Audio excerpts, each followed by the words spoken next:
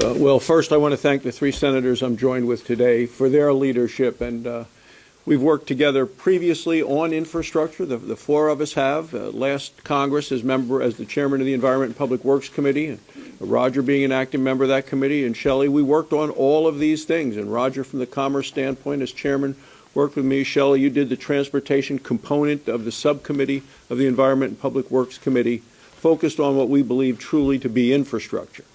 So President Biden may define infrastructure differently. I say he ought to be honest with the American people and talk about infrastructure in the way that people see it, which is what you have up here. What is infrastructure? You know, the fact that the Biden proposal has only less than 6% of the money for roads and bridges tells you that his focus isn't really on the kind of infrastructure that the American people think of as infrastructure. We're talking about core infrastructure. And if the president wants to have the debate, as Senator Toomey just said, about green lunchrooms in our schools and cafeteria trays that can be recycled and environmental justice, as he talks about it, and climate justice, we can have that debate.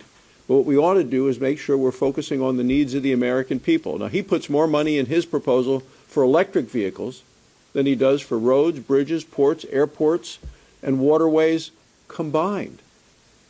So it's time to say we want to do things that are really in the best interest of the American people, what the American people are asking for, and that's why we're here today with this proposal that was sent to the White House a little earlier today. You know, in the last Congress, we came up with a bipartisan bill in the committee in which most of us serve, the Environment and Public Works Committee. It passed the committee 21-0, and it was the highway bill. We had previously done the water infrastructure, again passed unanimously through the committee and signed into law.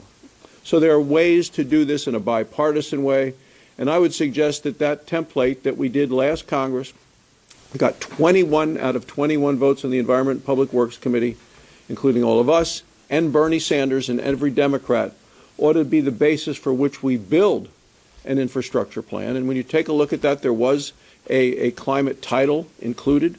There were things that allowed us to build from the standpoint of regulations to build things faster and better and cheaper and smarter. All of those things I think are critically important so the American people can get the infrastructure that they need so they can get to work in a safe way, in an efficient way, effective way, and have the needs of their communities met.